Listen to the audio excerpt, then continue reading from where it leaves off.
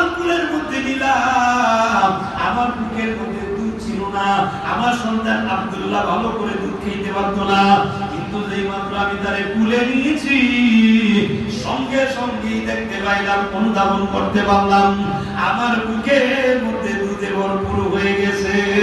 সুবহানাল্লাহ।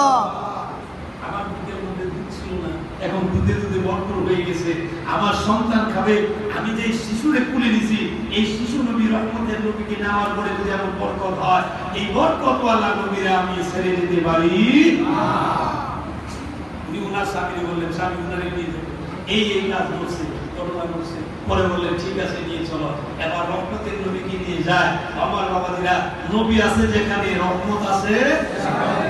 হালিমাতুস সাদিয়া রওনা দিলেন। আমার বাবাজিরা, বন্ধুরা, সব মানুষ আগে চলে গেল।